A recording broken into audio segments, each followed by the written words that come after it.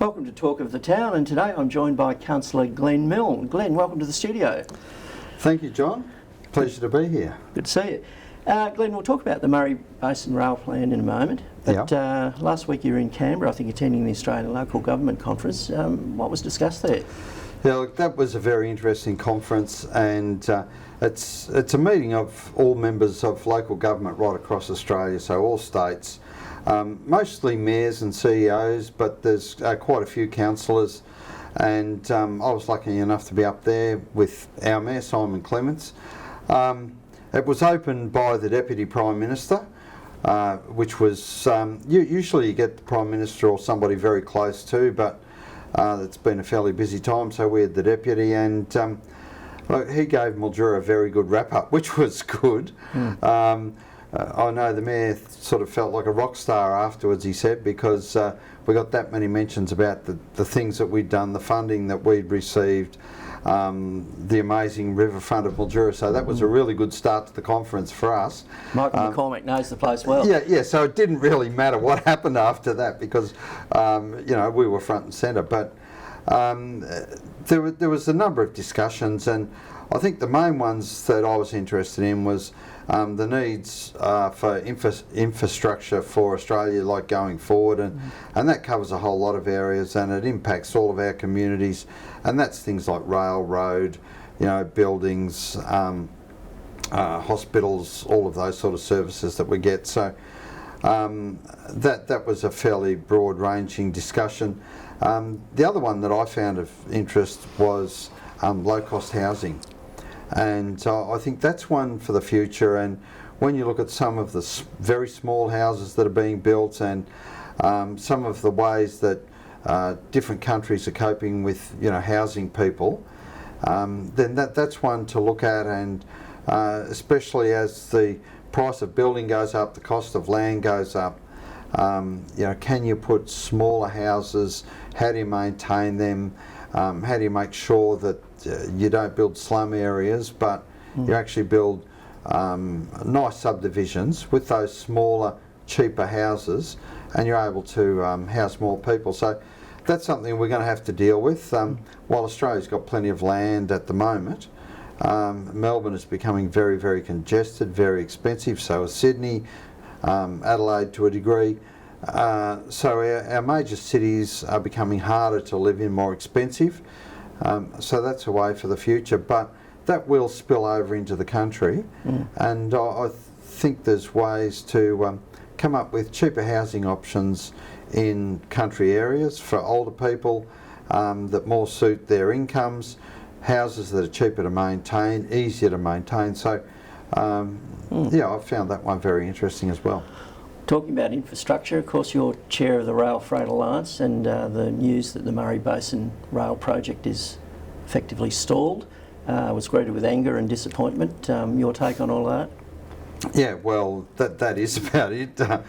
Plenty of anger and disappointed in that. Look, the overall budget that's been put aside for that was, or spent on, is around 570 million, I think. Because there was 440 million, that was 220 from the state, 220 from the federal government, and then there was another 130 for the duplication of the line between Denali and Ballarat, and only part of that line has been duplicated so far, so the Maryborough to Ballarat section still needs to be done. The Denali to Sea Lake, Denali out to Menangatang, both of those lines haven't been standardised, and we could sort of see that writing on the wall probably 6 or 8 months ago, and that there wasn't much happening there, and those lines really need to be upgraded. The whole project needs to be finished. What concerns me is if as a council, if we didn't finish a project like that, the government would be asking some fairly serious questions. Look, you'd have the spotlight right on you, you'd be front page of the paper, and I think the state government really has to make a commitment to say we are going to finish that project, we're going to finish it in its entirety, and start giving us some timelines. It was supposed to be finished by the end of 2018, so we're halfway through 2019, and there's no contracts out or anything for any further work, and that includes the dual gauging. So I think the government need to come out and actually tell us when it's going to happen. And if you look at the line now, I think it takes 2 hours and 40 minutes longer for a train to get from Melbourne into the port than it did before they upgraded it, because the trains are now diverting out to Ararat, down to Geelong and across. Part of that, the line out to Ararat, the signals aren't working properly, so we've got people waving red flags to stop the traffic. And I think that sort of goes back to the 1800s when people walked along in front of cars waving red flags. Yeah. It's pathetic. It really is. Australia's supposed to be a modern country, not a third world country, but our rail system has been taken back to third world. I think we should all be concerned about it. Just quickly in closing, there's been a bit of news in the local media about these 40 kph pedestrian refuges that are being installed around the streets of Mildura. What's your view on those? I think that they're terrible, to be quite honest. They're designed to crack your mag wheels.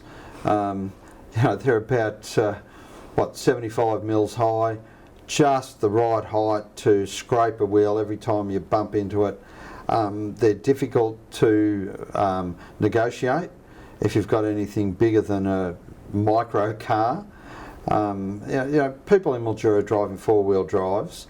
A lot of people have got boats, trailers, and you're going to see wheel marks all over them. And I think it won't be long before sort of people have got the hammers out and chipping the edges off them, if not trying to destroy them. So I don't think it's been a good move. Councillors weren't consulted, and it is a government grant, a government initiative. Look, it might be fine in Melbourne, but it's just making entry and exits from streets difficult as far as I'm concerned.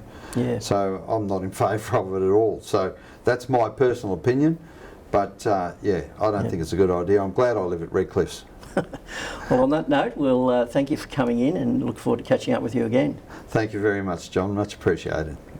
And of course, you can get more news at milduraweekly.com.au.